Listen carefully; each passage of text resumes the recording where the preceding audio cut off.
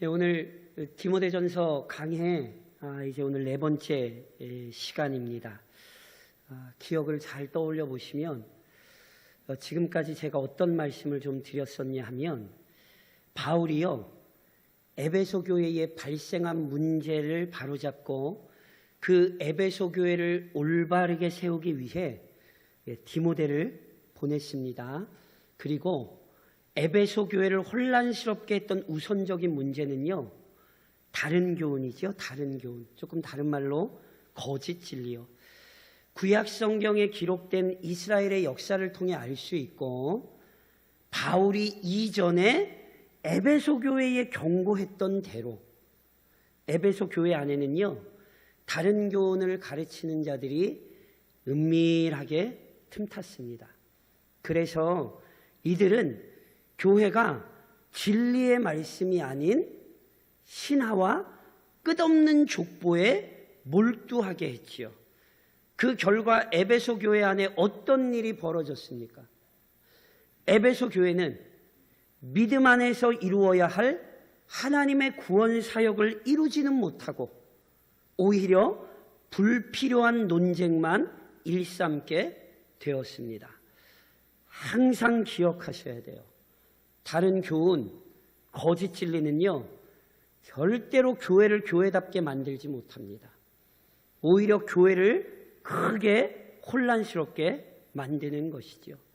그럼에도요 이 다른 교훈을 가르치는 자들은요 자신들이 율법을 가르치는 것이라 주장했어요. 그러니까 성경과는 다른 것, 율법과는 다른 걸 가르쳐 놓고 자기들은 율법을 가르쳤다 이렇게 얘기하는 거죠. 그래서요 지금도 단순히 내가 뭘 가르친다 말만 들으시면 안 돼요. 제가 눈이 강조해서 말씀드리는 것처럼 방송에서 나오는 설교 듣지 말라 저 이런 말씀 드린 적 없어요. 대신 분별하셔야 된다고요. 그게 정말 하나님의 말씀인지 분별하시는 지혜가 필요하다고요. 이단이 언제든지 자기가 이단이라고 얘기 안 해요. 이단은 자기가 하나님 말씀 가르친다고 얘기하지. 그리고 그 이단의 가르침은요 결국 행위를 통해 나타나는 거예요. 이들은 율법을 가르친다라고 얘기했지만 율법을 올바르게 이해하지도 못했고 율법을 이해하지 못했고 그랬기에 율법의 요구에 부응하여 올바르게 행동하지도 못했기에 교회를 혼란스럽게 만들었잖아요. 반면에 이들의 잘못된 모습, 이들의 잘못된 행태와 비교해 바울은 참된 복음을 이미 이렇게 설명했어요. 디모데전서 1장 8절에서 지난 시간에 저랑 살펴보셨던 것처럼 바울이 뭐라고 얘기합니까? 그러나 율법은 사람이 그것을 적법하게만 쓰면 선한 것임을 우리는 아노라. 자, 지난 시간에 설명드렸죠. 율법은 선하신 하나님께서 주신 것이기에 선한 거예요. 그래서 율법은 우리에게 선한 길을 제시해요. 그럼 율법이 제시하는 선한 길이 어떤 것입니까? 크게 3가지로 설명드렸죠.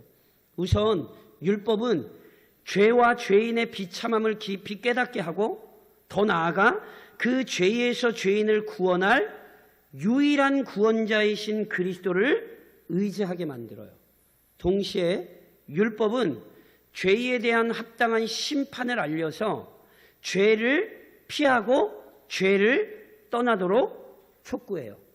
또 하나 율법은 하나님의 자녀들로 부르심을 받은 자들이 이전의 죄악된 삶을 버리고 어떻게 거듭난 삶을 살아야 하는지를 구체적으로 알려주는 거예요. 그러니까 보세요. 만일 다른 교훈이 자기들의 주장대로 율법을 올바르게 이해하고 자기들이 율법을 가르친 것이라면 교회가 원래 어떻게 됐어야 되냐 하면 오직 그리스도를 의지하고 죄를 멀리하고 거룩한 삶을 살 수 있었어야 돼요. 근데 말씀드렸잖아요. 다른 교훈, 다른 거짓 진리는요 전혀 이런 삶을 만들어내지 못했잖아요. 오히려 그리스도가 아닌 신화와 족보라는 거짓 이야기에 집착하게 했죠. 교회가 믿음으로 하나 되어 하나님께서 기뻐하시고 원하시는 거룩한 구원 사역을 이루기는커녕 각자 소견에 옳은 대로 행하고 서로 궤변만 늘어놓는 혼란에 빠지게 했잖아요. 명심하셔야 돼요. 그리스도께서 뭐라고 말씀하셨냐면 열매로 뭘 안다 그러셨어요? 나무를 안다 그랬죠. 아니, 배 열매를 맺으면 당연히 그 나무는 배나무인 거잖아요. 진리를 들으면 진리의 열매를 맺게 돼 있는 거예요. 그런데 다른 교훈은 진리의 열매를 맺은 게 아니라 이상한 열매를 맺었잖아요. 그러니 다른 교훈은 거짓인 게 드러난 거라니까요. 반대로 바울처럼 율법을 올바르게 이해하고 그 율법의 가르침에 따른 결과를 바울이 디모데전서 1장 11절에서 분명히 이렇게 말씀했어요. 이 교훈은 내게 맡기신 바 복되신 하나님의 영광의 복음을 따름이니라. 자, 지난 시간에 설명드렸던 것처럼 율법에 대한 바른 이해와 적용은요, 복되신 하나님의 영광의 복음을 따르는 것이요, 율법은 그 복음과 일치하는 거예요. 다시 말씀드리면 율법을 진짜 제대로 배운 사람들은 만복의 근원이신 하나님께서 그리스도 안에서 이루신 능력을 경험하는 자리로 나아가는 거예요. 율법과 복음은 다른 것이 아니라 율법과 복음은 같은 것이요, 더 나아가 율법과 복음은 우리에게 영광스러운 열매를 만들어내요. 오늘 바울은 본문에서 그 이야기를 하는 거예요. 다른 교훈을 따른 자들이 거짓 열매를 만들어냈다면 율법 또한 복음을 따른 자들은 그 복음 안에서의 영광스러운 결과를 맺게 돼 있어요. 그럼 그 영광스러운 결과가 무엇인데요? 사랑하는 성도 여러분, 영광의 복음은 신실하고 충성스러운 그리스도인을 만들어냅니다. 제가 지난 시간에 설명드렸죠.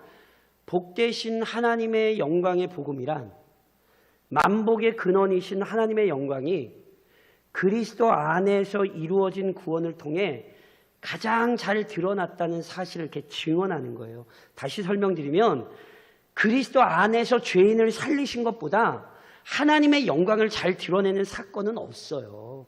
그러니까 이 영광스러운 섭리를 이미 율법이 가르쳤고 복음은 그 구원의 능력이 실제로 성취된 거거든요. 그래서 바울은 이 영광의 복음, 그 복음의 능력을 경험한 사람이잖아요.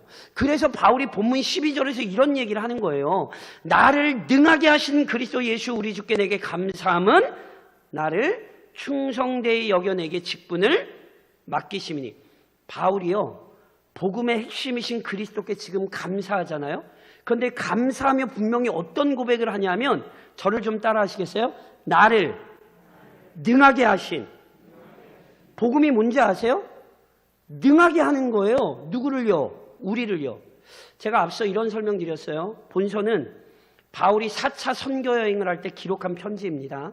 4차 선교 여행은 바울의 마지막 선교 여행이었고 얼마 뒤에 바울은 붙잡혀 순교하는 거예요.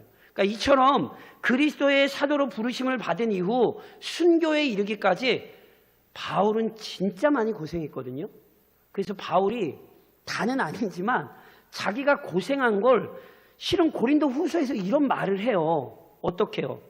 내가 수고를 넘치도록 하고 옥에 갇히기도 더 많이 하고 매도 수없이 맞고 여러 번 죽을 뻔하였으니 유대인들에게 40에서 하나 감한매를 5번이나 맞았으며 3번 태장으로 맞고 1번 돌로 맞고 3번 파손하고 일주야를 깊은 바다 가운데에서 지냈으며 여러 번 여행하면서 강의 위험과 강도의 위험과 동족의 위험과 이방인의 위험과 시내의 위험과 광야의 위험과 바다의 위험과 거짓 총재 중에 위험을 당하고 또 수고하며 애쓰고 여러 번 자지 못하고 줄이며 목마르고 여러 번 굶고 춥고 헐벗었노라. 고생 많이 했습니까? 안 했습니까? 바울 사도 엄청 많이 고생했죠. 그런데 이 얘기의 핵심을 이해하셔야 돼요. 이 모든 고난 속에서도 바울이 끝까지 헌신할 수 있었던 이유가 뭐라는 거예요?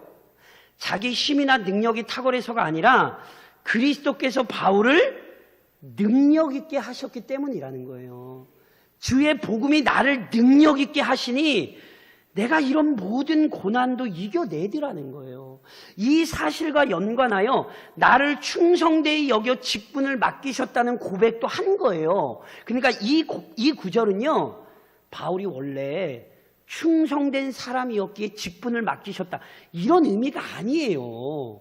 이 의미는 주께서 바울을 능력 있게 하시되 충성된 사람으로 직분을 감당할 수 있게 하셨다는 의미예요. 주님이 능하게 하셨기 때문에 충성된 사람이 될 수 있었다고요. 그래서 본문과 똑같은 고백을 잘 아시는 고린도전서 15장에서 하잖아요. 저랑 한번 화면 보시면 같이 한번 봉독하실까요? 그러나 내가 나된 것은 하나님의 은혜로 된 것이니 내게 주신 그의 은혜가 헛되지 아니하여 내가 모든 사도보다 더 많이 수고하였으나 내가 한 것이 아니요 오직 나와 함께 하신 하나님의 은혜로라. 아멘이십니까? 그렇죠. 바울이 지금 이 얘기하는 거예요. 바울이 원래 능력 있는 사람이거나 충성된 사람이었다는 게 아니에요. 이제 설명하겠지만 바울은 절대로 충성된 사람 아니었어요. 그럼에도 불구하고 바울이 능력이나 충성된 사람으로 살 수 있었던 것은 구원의 은혜, 그 영광의 복음이 바울에게 부어지자 바울이 능력 있는 사람이 될 수 있었고 충성스럽게 헌신하는 사도가 될 수 있었다고요. 우리가 아는 위대한 사도 바울은 은혜가 빚어낸 사람입니다. 영광의 복음, 구원의 은혜 안에서 신실한 일꾼으로 성장할 수 있는 것입니다. 지금도 영광의 복음이 우리 가운데 임했기 때문에 우리가 신실한 사람들로 살 수 있고 주님 앞에 충성된 사람으로 살 수 있다는 사실 명심하셔야 되는 거예요. 동시에 영광의 복음은 영적 능력을 지닌 그리스도인을 만들어냅니다. 바울은요, 분명히 위대한 하나님의 사람이요 그리스도의 증인이에요. 바울은 실제로 신실한 일꾼입니다. 그렇다면 바울이 처음부터 그랬습니까? 그렇지 않죠. 바울 역시 우리와 똑같은 죄인으로 태어나 죄를 따르던 사람입니다. 오히려 바울은 누구보다 그리스도를 미워하고 복음을 대적했던 사람인 것 아시죠? 그래서 오늘 본문에서도 본인을 스스로 뭐라고 얘기해요? 본문 13절 상반절에 내가 전에는 뭐예요? 비방자요, 박해자요, 폭행자였잖아요. 여기 비방자란 바울이 그리스도를 악하게 비난한 사람이었음을 의미하거든요. 심지어 바울은요, 자기만 예수님 욕하고 이랬던 거 아니에요. 바울이 자기가 했던 일을 사도행전 26장에 이렇게 표현을 했어요. 또 모든 회당에서 여러 번 형벌하여 그리스도인 믿는 사람들을 괴롭혔다는 거예요. 그러면서 바울이 어떤 짓을 한 줄 아세요? 강제로 모독하는 말을 하게 하고. 이게 무슨 얘기예요? 그리스도인들을 붙잡아다가 괴롭혀서 그리스도인들한테 강제로 예수님 모독하게 만들었다고요. 아주 나쁜 사람이죠. 게다가 바울은 박해자였어요. 박해자란 물리력을 행사하여 괴롭혔던 사람이란 뜻이에요. 스데반을 돌로 쳐 죽이는 일에 앞장섰던 사람, 바울이었습니다. 바울이 스데반 죽이는 일에만 앞장섰나요? 사도행전 9장에 보면 바울의 모습을 이렇게 기록하죠. 사울이, 즉 바울이 주의 제자들에 대하여 여전히 위협과 살기가 등등하여 대제사장에게 가서 다메섹 여러 회당에 가져갈 공문을 청하니 이는 만일 그 도를 따르는 사람을 만나면 남녀를 막론하고 결박하여 예루살렘으로 잡아오려 함이라. 바울이 어떤 사람이었습니까? 그리스도인이라면 어디에 살고 있든지 찾아내 가혹한 고통을 주었던 사람. 폭행하고 괴롭히고 핍박하는 대표적인 박해자 바울이었죠. 또 하나 바울은 폭행자였어요. 여기 폭행자란 단어는요, 그리스도인을 모욕하고 창피 주었던 사람이란 의미예요. 그러니까 그리스도를 모욕했을 뿐 아니라 교회와 그리스도인을 향하여 갖은 욕을 다했던 사람, 이게 바울이에요. 이 바울이 스스로 이 고백을 하잖아요. 그런데 이렇게 끔찍했던 바울에게 어떤 일이 생긴 거예요? 본문 13절 하반절에 이런 고백을 하죠. 도리어 긍휼을 입은 것은 내가 믿지 아니할 때에 알지 못하고 행하였습니다. 바울이요, 아주 무자비한 죄악을 저질렀음에도 불구하고 도리어 긍휼을 입었대요. 근데 그 이유에 대해 바울이요, 내가 믿지 아니할 때에 알지 못하고 행하였기 때문이라 이렇게 설명하는데, 이 말을 오해하시면 안 돼요. 몰랐으니까 하나님이 용서해 주시는 거야. 절대로 이렇게 이해하시면 안 돼요. 죄의 아주 무서운 특징 가운데 하나는 무지예요. 그러니까 내가 몰랐으니까 봐주시겠지. 바울의 얘기를 지금 이렇게 얘기하시면 안 돼요. 모르는 것 죄입니다. 아주 심각한 죄입니다. 그럼 여기 이 말은 무슨 의미인가? 보세요. 앞서 설명드렸잖아요. 바울 역시 우리 모두와 마찬가지로 아담 안에서 죄인으로 태어났습니다. 그래서 하나님을 알지 못했고 그리스도의 영광스러움도 깨닫지 못한 죄인입니다. 비록 아브라함의 후손인 유대인으로 태어났지만, 그리고 바리새인 중 바리새인으로 율법도 알았지만 스스로 죄에서 벗어날 수 없었던 죄인이었기에 그 눈이 가려져서 복음을 대적했던 거죠. 그런데 보세요. 하나님께서 이처럼 영적으로 무지했던 바울을 긍휼히 여기신 거예요. 그러니까 이 구절의 초점은 긍휼에 있던 것이지 무지에 있던 것 아니에요. 제가 다시 한번 말씀드리지만 그리스도인들은 영적으로 각성됐기 때문에 무지하시면 안 돼요. 거짓 선지자가 잘못된 말씀을 가르쳤는데 저 사람이 저렇게 가르쳐서 저는 따라갔는데요. 큰일 나요. 무지하시면 안 돼요. 그러니까 여기에 초점은 긍휼에 있던 거예요. 스스로 구원을 얻을 수 없었던 바울에게, 영적으로 무지했던 바울에게 구원의 은혜를 깨닫게 하셨어요. 게다가 그 구원의 은혜를 깨닫게 하실 때 그 은혜와 함께 영적 선물로 주어지는 것도 누리게 하신 거죠. 그것이 본문 14절에 이렇게 표현되어 있는 거예요. 우리 주의 은혜가 그리스도 예수 안에 있는 믿음과 사랑과 함께 넘치도록 풍성하였도다. 보세요. 은혜가 뭐와 함께 왔어요? 믿음과 사랑과 함께 넘쳤어요. 여기 우선 은혜는 진실한 믿음과 함께 바울 안에 넘쳐났잖아요. 무슨 말씀이냐면 바울이 그리스도를 그토록 미워하며 비난했던 이유는요, 자기 자신을 의지했기 때문이에요. 바울은 자기의 혈통과 능력, 자기의 행함을 근거로 하여 자기 구원을 확신했거든요. 그러니까 보세요. 자기 능력으로도 충분히 구원을 얻어요. 그러니 율법대로 하자면 하나님의 저주를 받아 나무에 달린 그리스도를 믿을 필요가 있겠습니까? 없겠습니까? 아니, 자기 능력으로 구원을 얻는데 뭐 하려고 나무에 달린 저주받은 사람을 믿겠냔 말이에요. 이게 원래 바울이었어요. 그러나 은혜를 받자, 성령께서 그의 눈을 여시자 그리스도께서 십자가 위에서 받으셨던 저주가 누구를 위한 것이라는 사실을 깨달아요. 나를 위한 저주였다는 사실을 깨닫죠. 그래서 오직 그리스도만을 의지하는 진실한 믿음의 사람이 된 거예요. 은혜가 임하자 진실한 믿음으로 그리스도를 따르게 된 것이죠. 동시에 그 은혜는 순결한 사랑과 함께 바울 안에 넘쳐났어요. 아까도 말씀드렸지만 은혜가 임하기 전 바울의 마음은요, 그리스도와 교회를 향한 미움으로 막 불타올랐어요. 그러나 주의 은혜가 임하자 바울은 누구보다 사랑이 충만한 사람이 되었죠. 율법이 가르친 대로 하나님과 그리스도를 사랑하고 원수마저 사랑하는 사람이 되었잖아요. 보세요.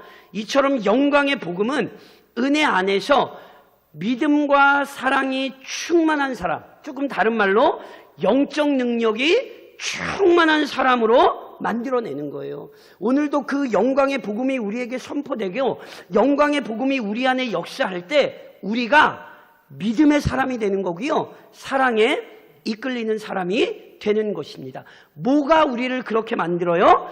영광의 복음이 우리를 그렇게 만들어내는 것입니다. 또 하나 기억하셔야 돼요.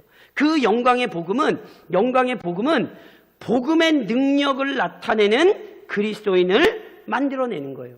본문에서 바울이 아주 명확한 진리를 선포하거든요. 그것이 15절에 이렇게 기록되어 있어요. 미쁘다 모든 사람이 받을 만한 이 말이요 그리스도 예수께서 죄인을 구원하시려고 세상에 임하셨다 하였도다. 죄인 중에 내가 괴순이라. 미쁘다는 말은요 참으로 믿을 수 있고 신뢰할 수 있다는 의미예요. 그래서 참으로 모든 사람에게 선포되어야 할 진실한 말씀, 누구든지 믿을 수 있는 신실한 말씀이 있어요. 그게 뭐예요? 그리스도 예수께서 죄인을 구하시려고 세상에 임하셨다는 거죠. 이게 뭡니까? 이게 복음이에요. 이 복음은 위대한 구원, 이 위대한 구원의 진리를요 모든 사람이 듣고 믿어야 한다. 바울은 선포하는 거예요. 그리고 모든 사람이 이 복음을 들어야 하는 이유를 바울은 누구를 예로 들으냐 하면 자신을 예로 들어요. 바울이 자신을 죄인 중에 괴수라 이렇게 표현했잖아요. 그러니까 죄인 중에 괴수라는 표현은요 죄인 중에 우두머리다, 죄인 중에 진짜 죄인이다 이런 의미예요. 왜냐하면 바울이 앞서 자신을 비방자, 박해자, 폭행자라고 고백했잖아요. 그러니까 실은 바울은 죄인이 맞아요. 그런데 죄인 중에 괴수라는 이 구절 역시 단순히 바울이 남들보다 죄를 많이 지은 사람이다 이런 의미로 이해하시면 안 돼요. 그러니까 이 고백에는 단지 죄의 횟수나 죄의 경중이 아닌 죄의 본질에 대한 깊은 이해가 드러나 있는 거예요. 무슨 말씀이냐 하면 은혜 받기 전에는 죄가 얼마나 끔찍한 것인지를 알지 못했어요.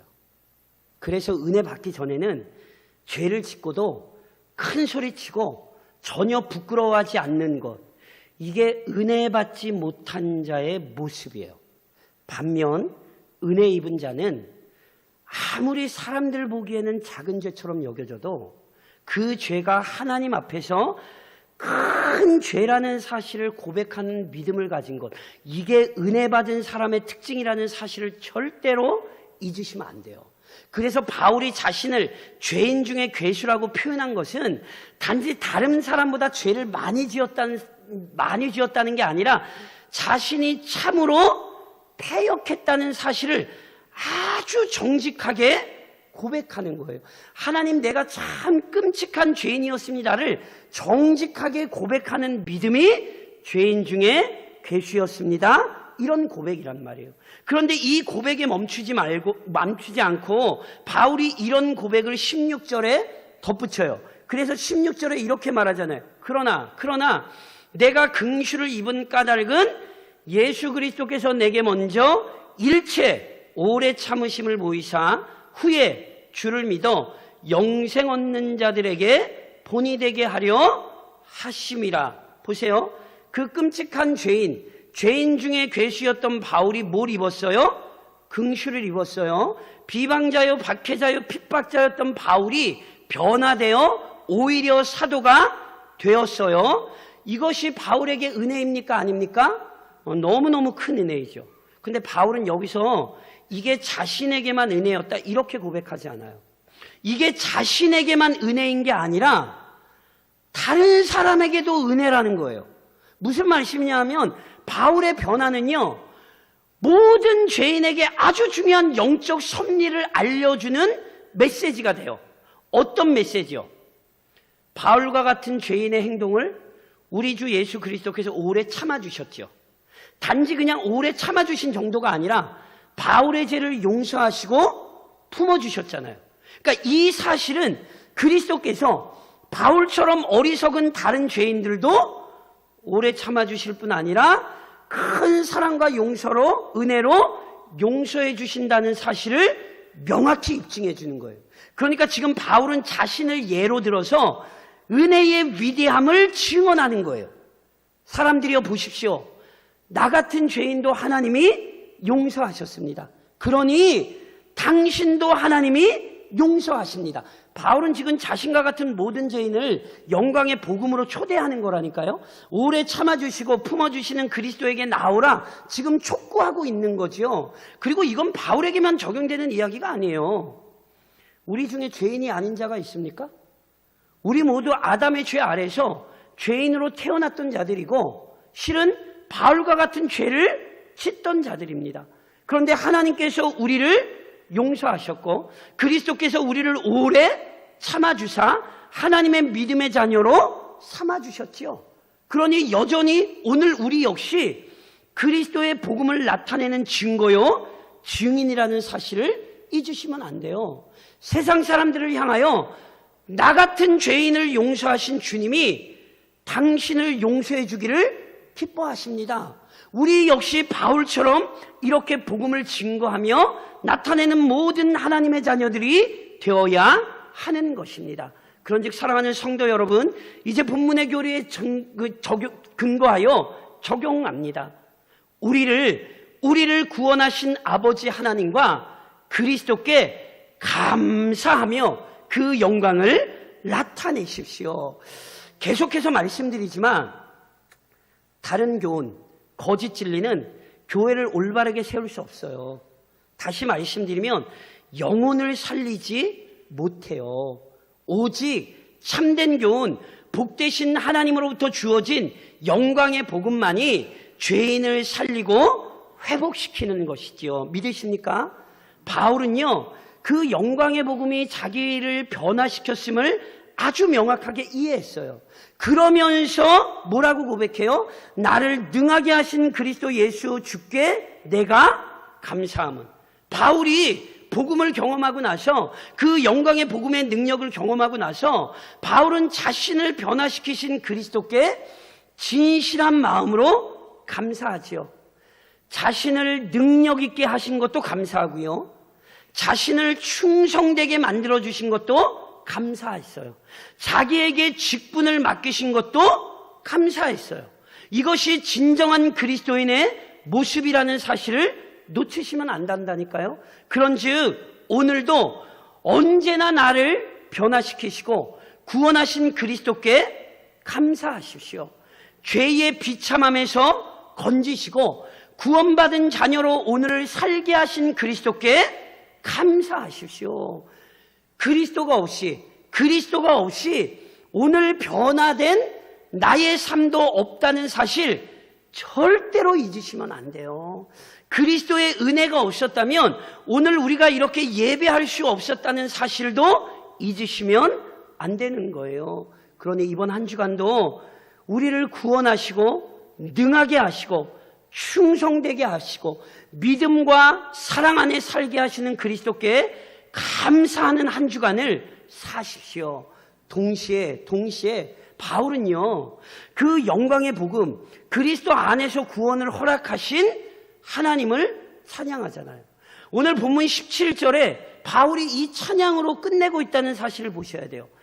영원하신 왕, 곧 썩지 아니하고 보이지 아니하고 홀로 하나이신 하나님께 존귀와 영광이 영원 무궁하도록 있을지어다. 아멘. 보세요. 바울이 그리스도에 대한 감사를 표현하다 말고 너무너무 감격해가지고 지금 아멘하고 바울이 얘기하다 말고 스스로 찬양하는 거예요. 보세요. 영원하다, 썩지 아니하신다, 보이지 아니하신다, 이런 모든 표현들은요, 우리 하나님만이 유일한 창조주이며 우리가 의지할 자비하신 아버지임을 나타내는 거거든요. 그러니까 그 위대하신 하나님께서 죄로 인해 영원한 형벌에 처해졌던 바울 자신을 긍휼히 여기셨다는 사실을 기억하자 바울은 여기서 아멘 하고 찬양할 수밖에 없었던 거예요. 마찬가지예요. 오늘도 우리가 이 고백을 보며 우리의 가슴에서 맞아요, 하나님. 바울을 구원하신 그 은혜로 하나님 나를 구원하셨네요. 아멘입니다. 찬양하실 수 있어야 합니다. 그 하나님의 사랑을 로마서 5장에서 바울은 우리에게 이렇게 얘기했잖아요. 우리가 아직 죄인 되었을 때에 그리스도께서 우리를 위하여 죽으심으로 하나님께서 우리에 대한 자기의 사랑을 확증하셨느니라. 하나님 우리 사랑하셨습니까? 안 하셨습니까? 사랑하셨죠. 뭐 보면 알죠? 딴 거 없어요. 십자가 보면 안다는 거예요. 하나님께서 자기 아들 그리스도를 십자가에서 죽이신 사건은 그 영광의 복음, 하나님께서 우리를 얼마나 아끼시고 얼마나 사랑하시는지를 명확히 확인시켜 주는 거라고요. 그러니 하나님의 사랑 의심하면 됩니까? 안 됩니까? 절대로 하나님의 사랑 의심하지 마십시오. 물론 하나님께서 잠시 우리에게 감당하기 버거운 고난을 허락하실 수 있어요. 그래서 그 고난의 기간 동안에 하나님이 나 잊으신 것 아닌가? 하나님이 그 은혜를 거두신 것 아닌가? 성경에 보면 믿음의 사람들도 간혹 한 번씩 이런 갈등을 경험할 때가 있었어요. 우리도 때로 그런 갈등 경험해요. 그러나 사랑하는 성도 여러분, 잠시 갈등을 경험하실 수 있으나 계속 고민하시면 안 돼요. 이번 한 주간도 하나님의 사랑 확신하며 사셔야 된다니까요. 잠시 고난을 주신 것도 우리를 견고히 만드시기 위한 아주 신비로운 섭리예요. 그래서 시편 34편은 우리에게 이런 찬양을 가르쳐요. 저랑 같이 한번 읽겠습니까? 같이 한번 화면 보시면서 봉독하시겠어요? 의인은 고난의 만에나 여호와께서 그의 모든 고난에서 건지시는도다. 제가 여쭤볼게요. 의인이 고난 없습니까? 아니죠. 의인이 고난 많아요, 안 많아요? 많아요. 오히려 믿음 없이 살면 막 살아도 되기 때문에 그 인생에 어려움이 없는 것처럼 여겨질 수 있다니까요. 그러나 믿음으로 살려면 오히려 죄 많은 이 세상에서 믿음으로 살려면 고난이 오히려 훨씬 많은 거예요. 그런데 그 고난이 많으나 여호와께서 그 모든 고난에서 뭐 하신다고요? 건지신다고요. 고난은요, 하나님의 사랑을 의심하게 만드는 게 아니라 살아계신 하나님을 더욱 신뢰하고 하나님의 사랑을 더욱 풍성하게 경험하게 만드는 도구라는 사실 명심하십시오. 그러니 이번 한 주간도 모든 상황 속에서 하나님의 사랑 확신하고 그 사랑 찬양하며 사십시오. 무엇보다 오늘 우리가 바울이 했던 것처럼 그리스도께 감사하고 하나님께 찬양하는 것이 중요한 이유가 있어요. 보세요. 오늘 저랑 분명히 어떤 교리를 살펴보셨냐면 영광의 복음은 우리를 지금도 신실하고 충성된 자들로 만들어가고 있고 영광의 복음은 영적 능력을 지닌 자들로 우리를 성장시켜 가고 있으며 그 영광의 복음이요 우리를 복음의 능력을 나타내는 자들로 변화시키고 있어요. 믿으세요? 그래서 뭐가 중요한 줄 아세요? 오늘 우리 각자의 현실 속에서 그리스도께 감사하고 하나님을 찬양하며 살 때 우리의 감사와 찬양 때문에 많은 사람이 누구를 보는 거예요? 그리스도와 하나님의 영광을 보는 거예요. 오늘 우리의 삶이 중요한 이유는 오늘 우리의 삶을 통해 그리스도와 하나님의 사랑이 드러나고 나타나기 때문입니다. 그런즉 죽겠다고 한탄하는 이 세상 속에서 이번 한 주간도 더 많이 감사하고 더 많이 찬양하십시오. 그래서 더 많이 영광의 복음, 그 위대한 복음의 능력을 나타내는 성도요 우리 대강중앙교회가 될 수 있기를 우리를 구원하신 주님의 이름으로 권면드립니다.